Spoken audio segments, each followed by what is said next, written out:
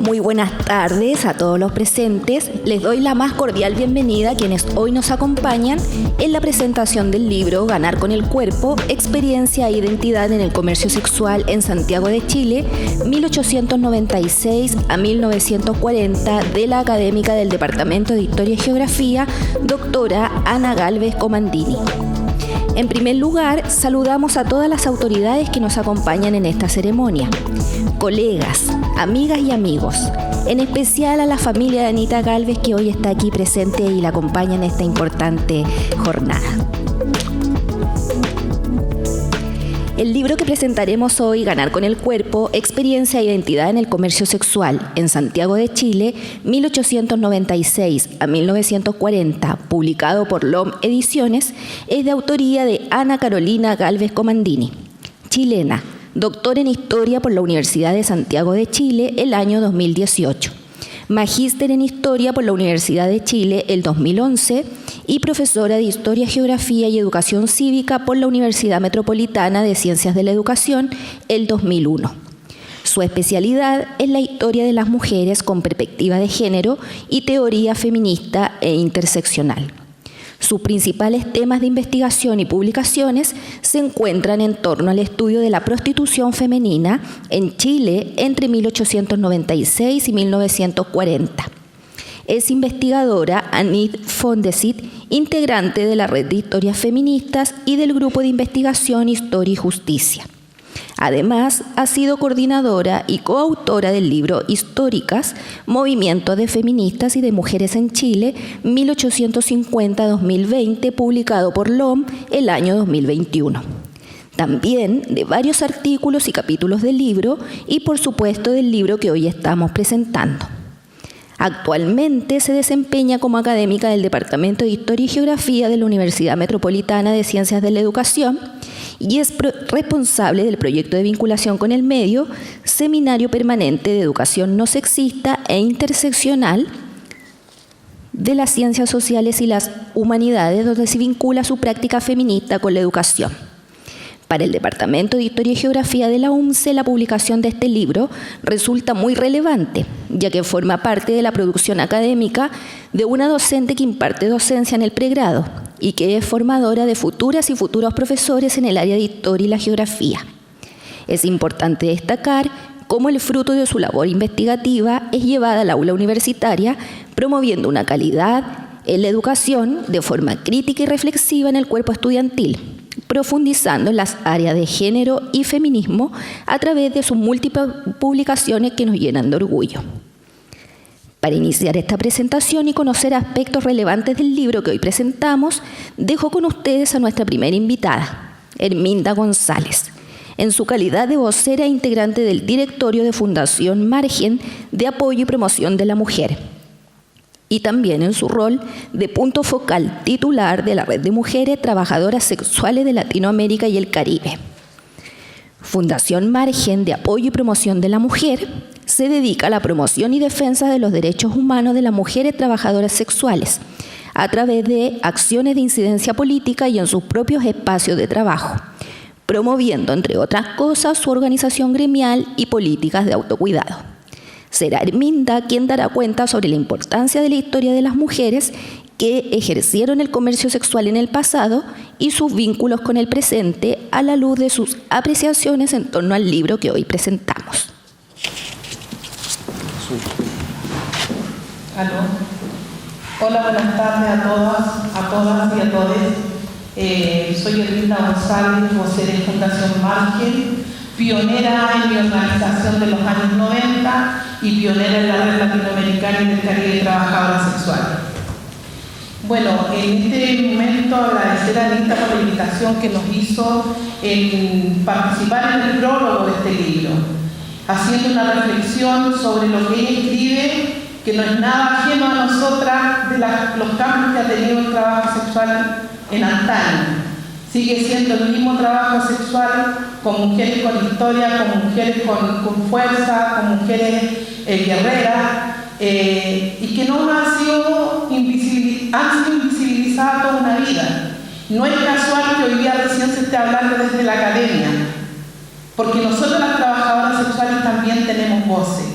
Y les puedo decir que nosotras, las trabajadoras sexuales, tenemos nuestro propio libro, La voz de las trabajadoras sexuales, de cuando nosotras nos organizamos, cuánto nos costó llegar donde estamos hoy día, ser partícipes de la Red Latinoamericana y del Caribe de Trabajadoras Sexuales, ser parte de la Comisión de Derechos Humanos, de la violación que viven las trabajadoras sexuales, cómo levantamos estudios también. Por no ser de la academia no se valida nuestro trabajo. Llevamos 3 años haciendo estudios de violencia institucional con las trabajadoras sexuales. El no reconocer el trabajo sexual también es violencia. Para nosotras ha ido cambiando la modalidad del trabajo sexual. No es lo mismo ser trabajadoras sexuales de los 40 a la modalidad que llevamos hoy día. Hoy día las mujeres tienen diferentes escolaridades, tienen diferentes profesiones, son algunas universitarias, estudiantes, son proveedoras, son jefas de hogar. Muchos de nuestros hijos, muchas de nuestras familias viven de nuestro trabajo, pero no se reconoce como trabajo, sino que somos mujeres explotadas, somos mujeres sufridas, que no tenemos derecho a nada. Pero lamentablemente les tengo que decir que las mujeres trabajadoras sexuales tenemos decisión propia. Nadie nos viene a salvar, nadie viene a hablar de nosotros, que somos prostituidas, somos mujeres con decisión propia. Muchas veces creen que los hijos de las trabajadoras sexuales van a ser trabajadores sexuales o van a ser trabajadoras sexuales. Por eso nosotros siempre hemos dicho que si nosotros llegamos al trabajo sexual, llegamos al trabajo sexual por cuenta propia. Nosotros las mujeres adultas que decidimos ejercer el trabajo sexual, porque sabíamos a lo que íbamos. Y las modalidades van cambiando de un año para otro, hoy día, como está el tema de la tecnología, también ha cambiado en el año 2002. De pandemia en adelante también nos reinventamos. Hoy día están las páginas web, hoy día está toda la tecnología en fotografía, se vende la ropa, ni siquiera muchas veces hay contacto sexual con el cliente, sino que una escuchada por teléfono. ¿Y quiénes son los grandes consumidores? Somos todos. No son solamente los hombres, también hay mujeres, hombres, trabajadores sexuales y además hombres gay trabajadores sexuales. Entonces, cuando hablamos y desegregamos y excluimos a las trabajadoras sexuales, piensen que somos mujeres con los mismos roles que tiene cualquier otra mujer. Somos madres, abuelas, somos jefas de hogar, estudiantes, apoderadas. Excluirnos, invisibilizarnos, eso también a nosotros nos hace daño. Estamos cansadas que siempre hablen con nosotras. Y agradecer en estos momentos de que se esté tocando el tema en la academia, porque siempre se hacen muchos estudios. Y estos estudios tienen que ver lo que piensa el otro de nosotras. Nunca se sentaron con nosotras, a nuestra institución, a preguntarnos qué pasa con nosotras, qué tenemos que decir las trabajadoras sexuales. Y la verdad que tenemos que decir mucho. Hablamos de la economía de las trabajadoras sexuales.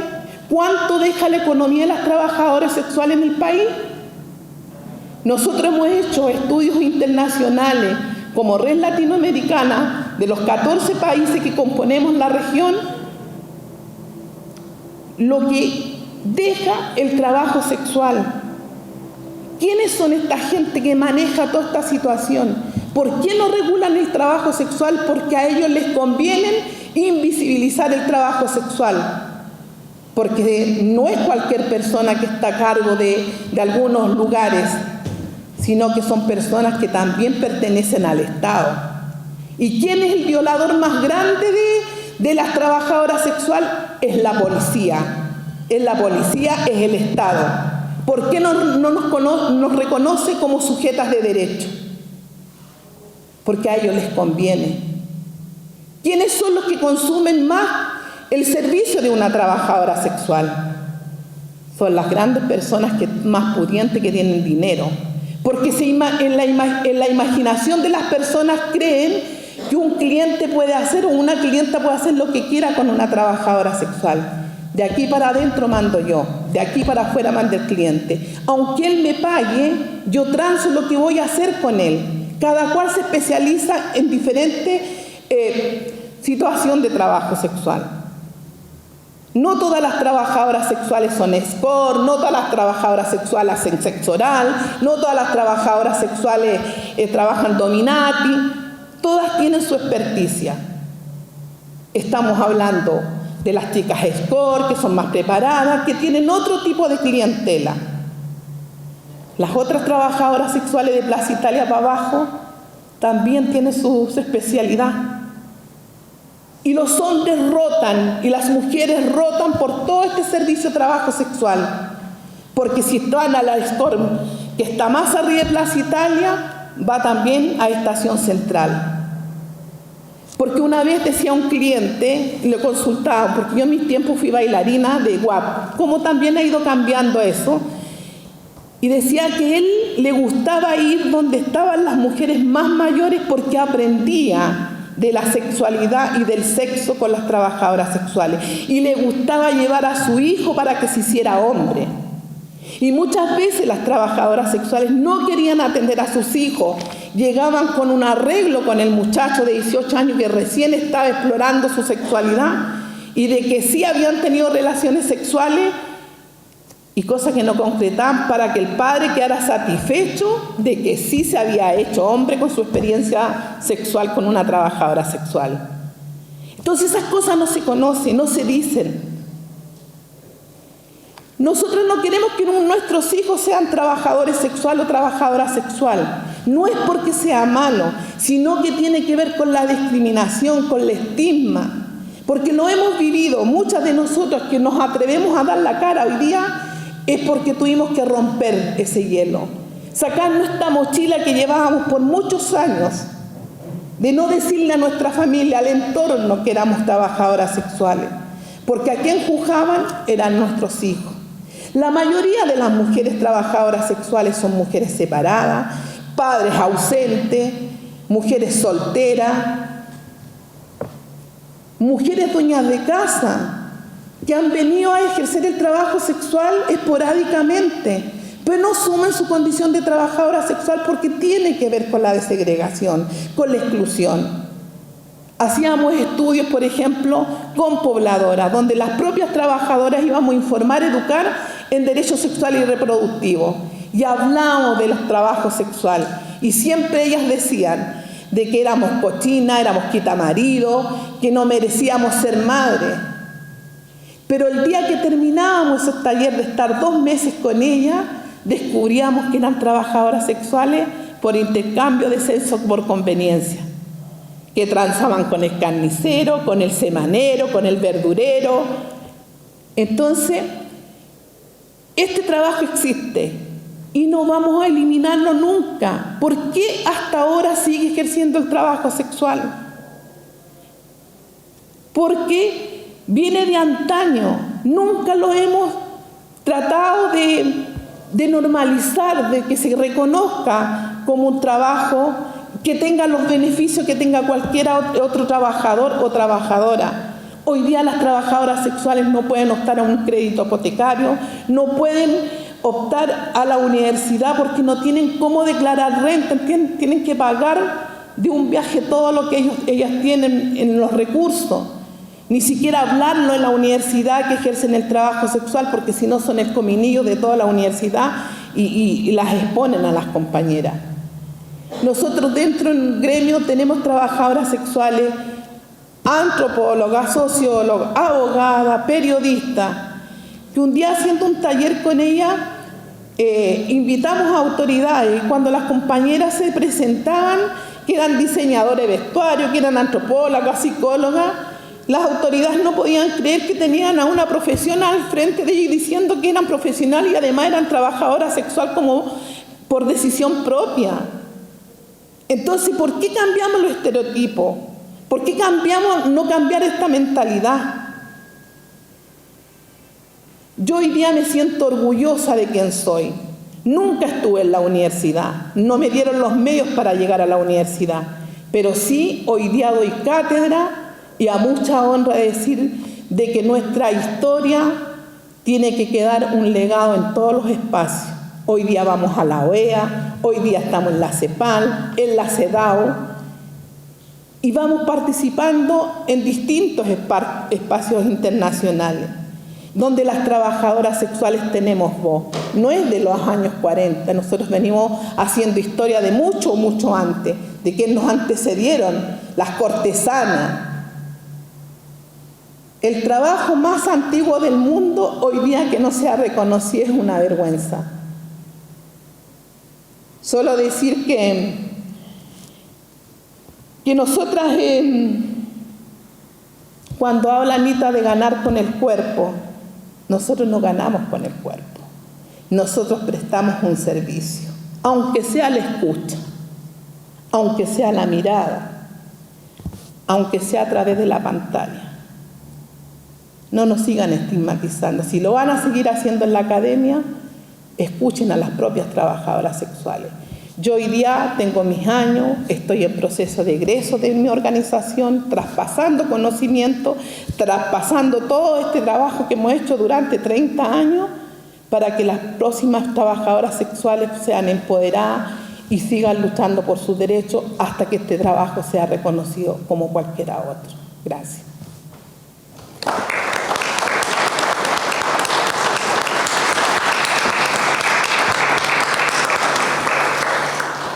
Agradecemos a Arminda y en su representación a Fundación Margen por esta presentación del libro que sin duda nos hace reflexionar sobre la larga duración de algunos procesos históricos femeninos vinculados al trabajo y la sexualidad. A continuación dejo con ustedes a Hilary Giner, quien es historiadora feminista y profesora asociada de la Escuela de Historia de la Universidad Diego Portales, donde trabaja desde el año 2007. Es doctora en Historia de la Universidad de Chile y coordinadora Zona Centro de la Red de Historiadoras Feministas. Actualmente es investigadora responsable del Fondesit Regular, Debates Constitucionales Generizados y Ciudadanías Paradojales en Chile, siglo XX y XXI, entre los años 2022 y 2025. Es autora del libro Violencia de Género, Pobladoras y Feminismo Popular. Casayela, Talca, 1964-2010, Tiempo Robado, 2019. Y coautora del libro Históricas, Movimientos Feministas y de Mujeres en Chile, 1850-2020, publicado por LOM el 2021. Hilary comentará desde un punto de vista historiográfico y político cuál es la relevancia de este libro en la historia de las mujeres y en la historiografía feminista.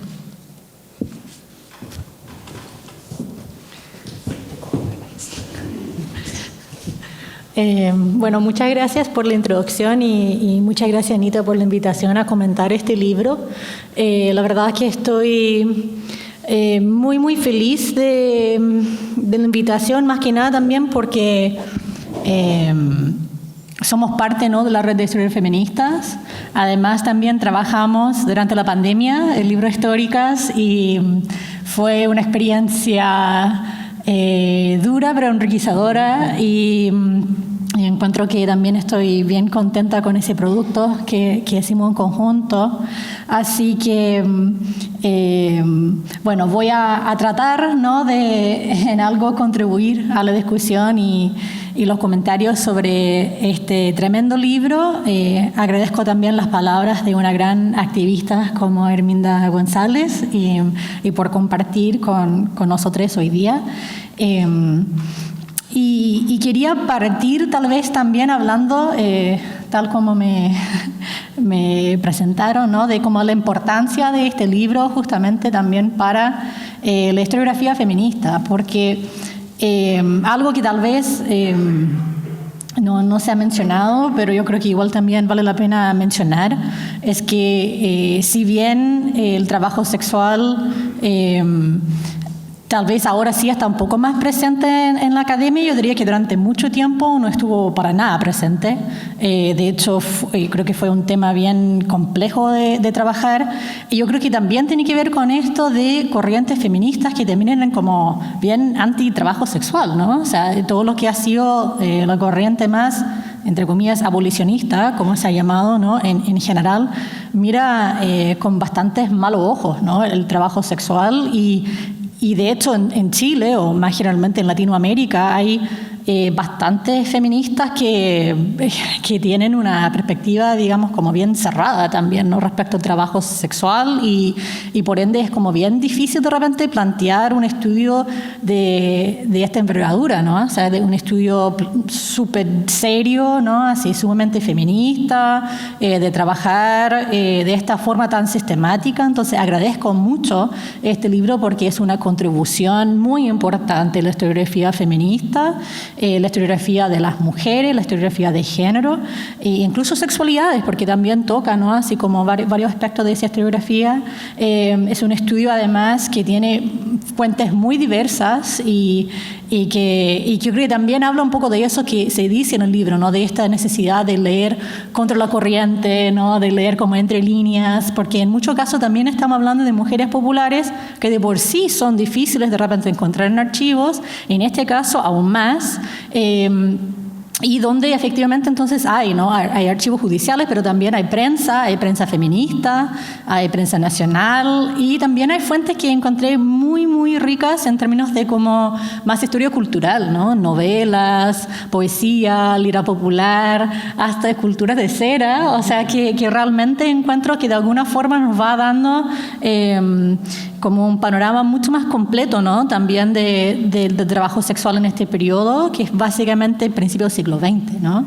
Y no obstante, yo creo que también hay un aporte bien importante aquí también respecto a la historiografía feminista en términos de cómo pensamos, ¿no? Las mujeres populares y las mujeres trabajadoras sexuales en términos de irnos más allá, ¿cierto?, de este como paradigma de la víctima, ¿no? Que yo creo que también es algo que surge en el libro y que tiene este como doble nivel también de análisis en el libro, porque por cierto, por un lado hay muchas citas, ¿no? Justamente de esto de cómo las feministas, en particular feministas como de digamos, grupos que eran un poco más como clase media o incluso feministas como más clase alta, o también esto de las mujeres, ¿no?, de caridad, ¿no?, las mujeres católicas, etcétera, siempre querían retratar a estas mujeres básicamente como víctimas, o sea, hay que salvarlas, ¿no?, hay que de alguna forma de como tratar de rescatarlas, y de esa forma, entonces, como que en muchos casos hay estos discursos, yo creo que tú, de hecho, hablas mucho de eso, ¿no? De cómo la trata de blancas, ¿no? En gran parte, y según la fuente que tú consultaste, era como, más que nada, como un discurso, ¿no? Porque efectivamente no existió mucho de esto de trata de blancas en Chile. Yo creo que en algo, un argumento también similar de repente a lo que se ha trabajado en países como Argentina, donde sí, igual hubo más migración, pero en Chile, como que en realidad, como tú señales, ¿no? O sea, como muy, muy poco, incluso de migración. Entonces, ¿qué pasa ahí, no? Pero era un discurso muy efectivo como para generar lucas, ¿no? De alguna forma como atraer atención. Entonces, aunque en Chile no existiera como tal, igual como que iban con ese discurso. Entonces, hay esto de cómo transformarlas en víctimas inocentes en pos de tratar de rescatarlas, o también en pos de tener un discurso, ¿no?, como de salvación.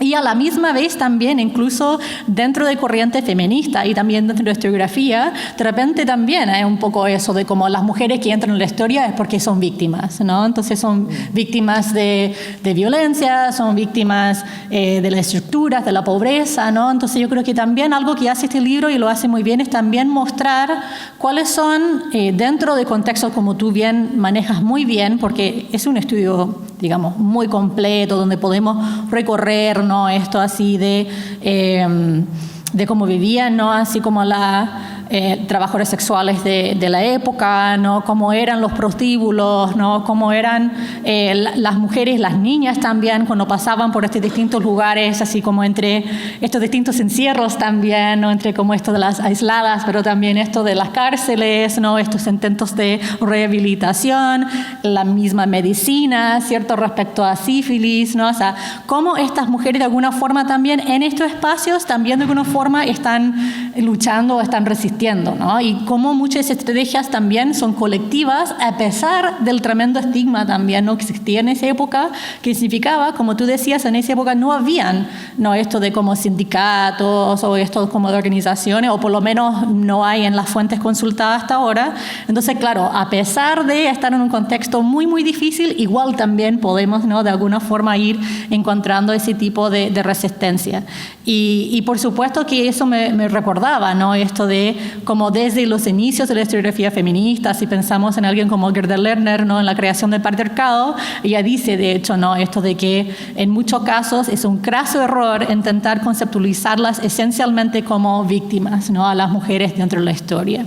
Entonces yo creo que eso para mí era como un punto como bien importante a destacar. Dentro de este estudio, como decía, que es muy amplio, yo creo que también hay una gran ventaja en el estudio en términos también de cubrir un periodo donde hay estos cambios, ¿no?, como tú señalas, entre reglamentación, entre 1896 y 1925, pasando por la prohibición total de la prostitución, ¿no?, entre el 25 y el 31, lo cual también me interesa mucho porque justo también un periodo de mucho cambio, la Constitución del 25, ¿no?, o sea, también es como un periodo, ¿no?, que está pasando también en otros países, por ejemplo, en Argentina, donde también hay una prohibición durante un tiempo y después una vuelta, ¿no?, a esto como, no, pero en realidad no podemos prohibir prostitución. En el caso de Argentina han dicho que en muchos casos tiene que ver con eso también, de como la amenaza también de la homosexualidad, ¿no? O sea, en el fondo como que los hombres necesitan, ¿no?, a las prostitutas justamente porque si no podría haber aún peligros más grandes para la nación, ¿no? Y finalmente en el caso de Chile, ¿no?, esto de la prohibición de prostíbulos entre el 31 y el 40, ¿cierto?, pero no exactamente el trabajo sexual. Entonces hay como esto, una riqueza ahí en estos contrastes. También hay algo comparativo, ¿no?, con otros países, entre Brasil, Uruguay, Argentina y Chile. Y yo creo que también esto me parecía muy interesante de cómo entrar y historizar también estos espacios, ¿no?, de trabajo sexual y también de trabajadores sexuales, ¿no? Y me gustó mucho, de hecho yo diría que eso tal vez era como mi parte favorita del libro, ¿no?, que eran esto de cómo retratar, ¿no?, describir a través de las fuentes cómo vivían estas mujeres, ¿no?, en su día a día, y estos contrastes, ¿no?, entre como las mujeres asiladas, ¿no?, que no podían salir de los prostíbulos, y yo creo que ahí en varias partes describes muy bien como esa prohibición no solamente de salir, sino que también de mostrarse, ¿no?, en las ventanas, en la puerta, ¿no?, porque efectivamente eso era algo como, claro, de malas costumbres, ¿no?, que se iba a castigar con algún tipo de multa. Ahí también las mujeres trabajadoras sexuales que eran aisladas, ¿no?, esto que ejercían en sus casas, y finalmente esto de las ambulantes, ¿no? Y también señalas muy bien que de repente hay mujeres que transitaban también. Yo creo que algo que también demuestra el libro es como la fluidez, ¿no? O sea, cómo esto va cambiando, no es solamente para siempre, ¿no?, como en cada categoría, sino que sí también se puede ir cambiando de categoría. Pero dentro de los ambulantes, esto de estar en la calle, los hoteles y los cafés asiáticos. Antes de pasar así como a un punto que me pareció muy interesante sobre esto de lo racial, igual también respecto al trabajo sexual ambulante, también me impresionó cómo los circuitos del deseo sexual y el trabajo sexual en gran parte siguen siendo muy similares hoy en día, y esto es como de la historia también como más larga, ¿no?, de pensar cómo eso también se cruza con la historia de las sexualidades. Me hizo pensar, por ejemplo, en el libro de Gonzalo Salazar, o también trabajo de Víctor Rocha, ¿no?, sobre este deseo también homosexual, y cómo esto también, por ejemplo, en la Plaza de Armas, ¿no?, estos parques también eran zonas de cruising, ¿no?, gay o queer. O sea, también me hizo pensar, ¿no?, incluso en esto de la primera visibilidad pública, ¿no?, de esto de los maracos del 73, ¿no?, en abril del 73, que también tiene que ver con trabajadores sexuales, ¿no? Entonces yo creo que en ese sentido también me parecía muy interesante esto de pensar, ¿no?, estos como circuitos, estos espacios también como espacios muy imbuidos también, ¿no?, de deseo, ¿no?, de sexualidad, de trabajo sexual, y como de alguna forma también dándole esa historicidad, porque en muchos casos, claro, se piensa como hoy en día, ¿o no? Obviamente también hay cambios, etcétera, pero también de pensar eso de una forma más compleja, ¿no?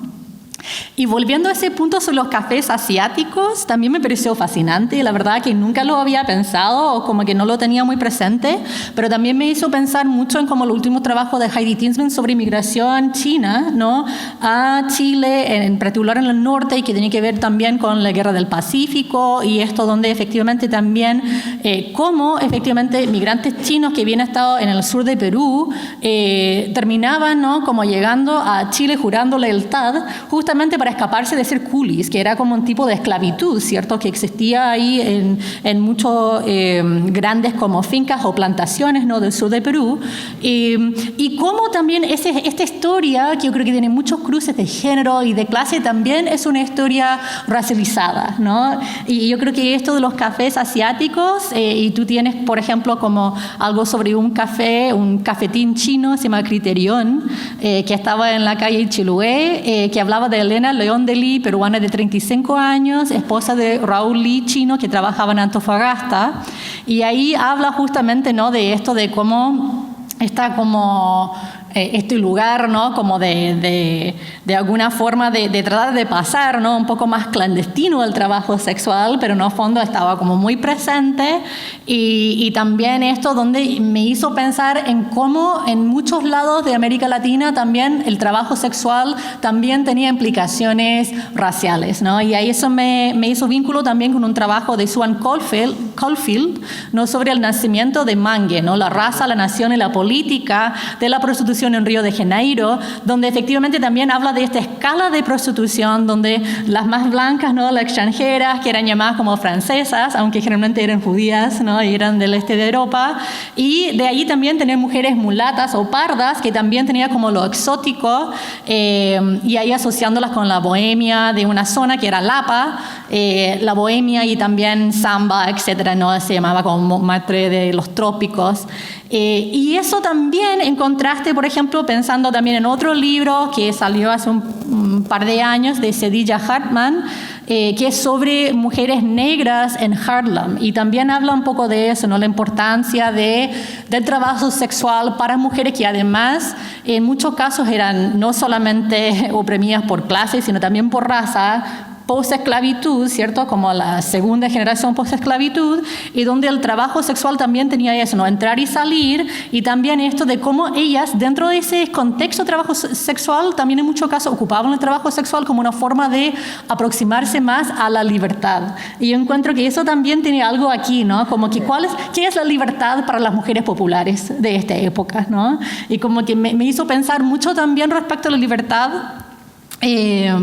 de estas mujeres, y aquí como que voy a ir cerrando también por los tiempos, pero también pensando, ¿no?, respecto a esto de qué pasa con estos espacios, ¿no?, de los prostíbulos, el lugar de la cultura, estos espacios que como tú llamas, ¿no?, estamos hablando de un espacio como de masculinidades, ¿no?, de socialización popular. Como tú dices ahí en una cita, la experiencia prostibularia era una experiencia que para los varones se vivía de preferencia colectivamente, especialmente como una actividad de relajo luego la jornada de trabajo, donde podían beber, conversar, jugar, cantar y a veces tener relaciones sexuales. Me hizo pensar de inmediato en cómo hay muchos espacios que siguen existiendo. No pensaba como en los cafés con piernas, los topless, pensaba en zonas mineras, ¿no? Si tú vas a Calama, o sea, la cantidad, ¿no?, de topless, de clubes de watts, ¿no?, o sea, es enorme, ¿no? Y cómo también en general tendemos a no historizar estos espacios, y donde efectivamente también hay una historia mucho más larga ahí. Y donde además también estamos hablando de espacios donde siempre han habido disidencias sexuales. Y me gustó mucho ese libro, y como con eso lo que decía, como de ir cerrando, de que efectivamente rescata esto de la experiencia de las lesbianas o las tribadistas, ¿no? En ese espacio me pareció muy interesante, como una beta así muy rica para seguir explorando. Y solamente mencionar que yo creo que también ahí, desde mi propio trabajo, también el trabajo sexual travesti también, ¿no?, de mujeres trans en Chile también tan importante, y pienso, ¿no?, en esos lugares históricos de travestis como las Jaulas Locas en Talca, que se recopila en el libro, ¿no?, de Paso Rasuris, La Manzana de Adán.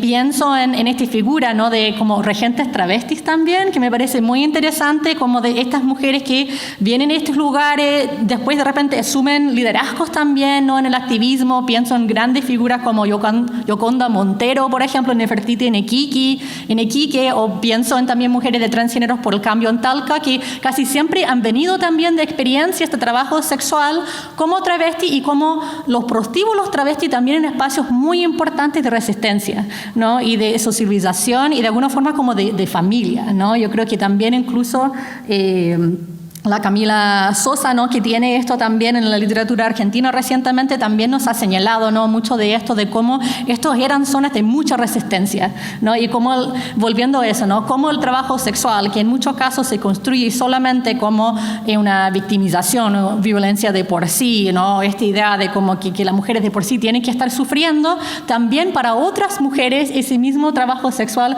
puede ser una vía hacia un cierto tipo de libertad, que puede ser económica, que puede ser sexual, y que también puede ser de alguna forma sociocultural. Ahí lo voy a dejar. Muchas gracias, Anita, por la invitación.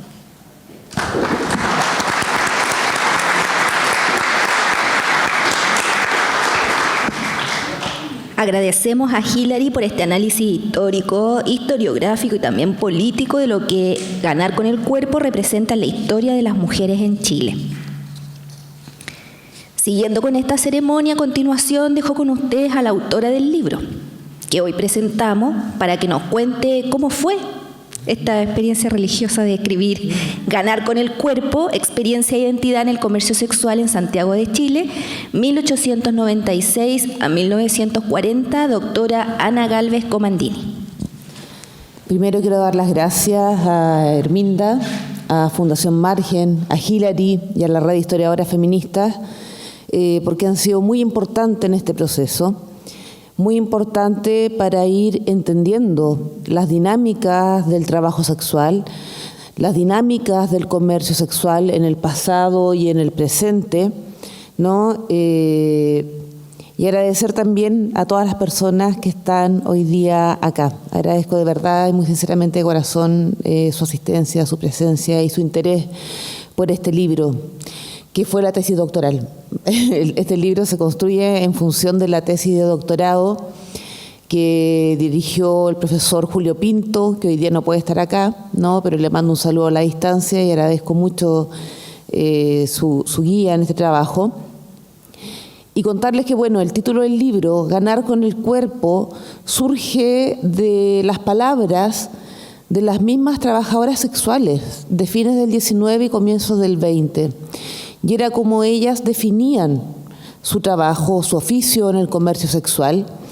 Era la forma como ellas se autopercibían también, sobre todo ante los tribunales y ante la justicia. Una de las principales fuentes donde se pueden escuchar las voces, estas voces bajas de la historia, ¿no? Muchas veces estas voces que no se perciben, son silentes, ¿no?, están en los archivos judiciales.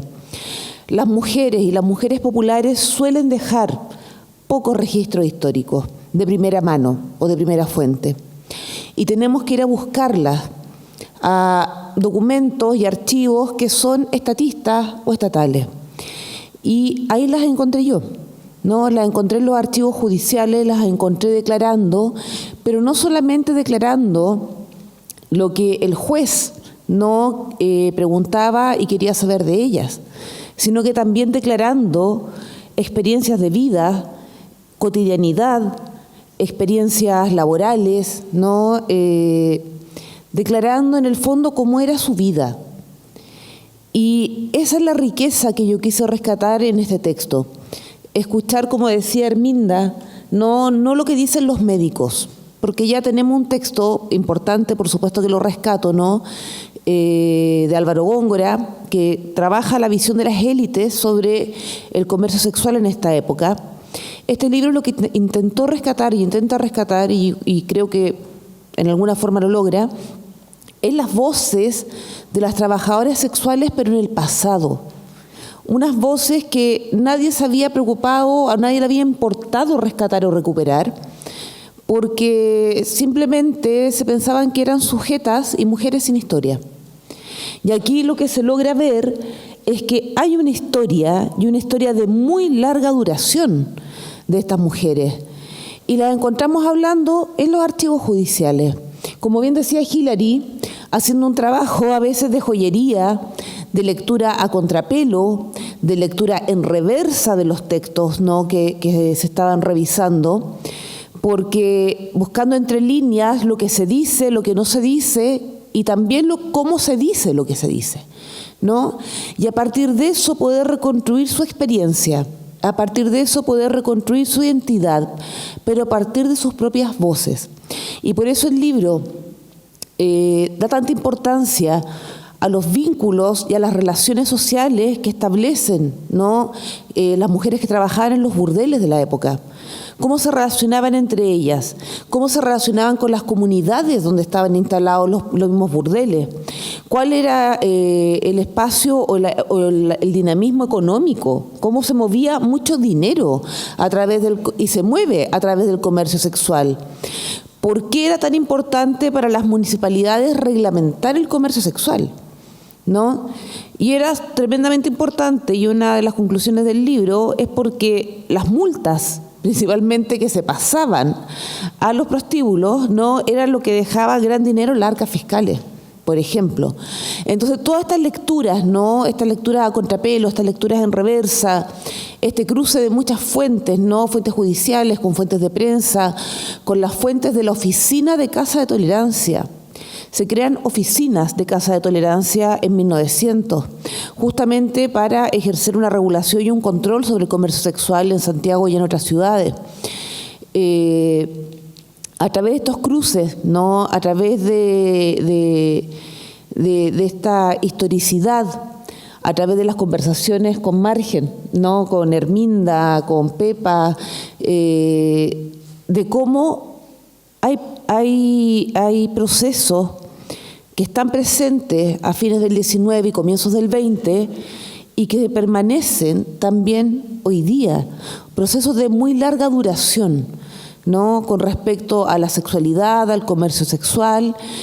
Y bueno, el libro parte del año 1896, porque es el año en que se comienza a reglamentar el comercio sexual en Chile, y termina en 1940 porque es una fecha bien icónica, porque es la fecha en que en el censo de 1940, en el gobierno del Frente Popular de Pedro Aguirre Cerda, por primera y única vez se incluye a las trabajadoras sexuales dentro de el rubro oficio o trabajos, y se las incluye en calidad de meretrices. Es el primer y único censo que lo hace. Por eso el texto inicia con el periodo de la reglamentación, pero cierra también con un hito de reconocimiento también del trabajo sexual como trabajo, ¿no?, dentro de un censo nacional. Y por último, ¿no?, y también lo decía Hilary y también lo señalaba Herminda, intentar sacar, ¿no?, a la historia de las mujeres siempre de la historia de la víctima, de la historia de la victimización.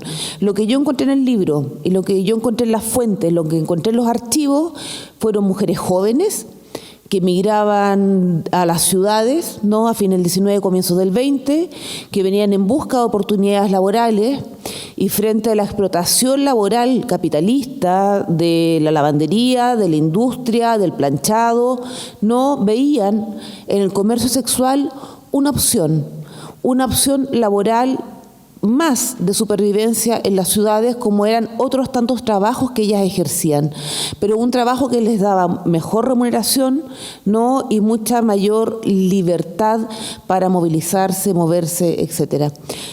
Con esto quiero cerrar para no alargar más.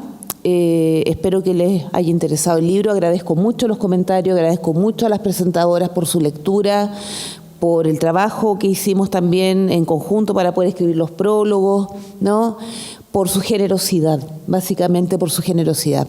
Así que con esto, bueno, me despido, les doy las gracias a todas, todos y todes, y nada, nos vemos más ratito abajo. Muchas gracias.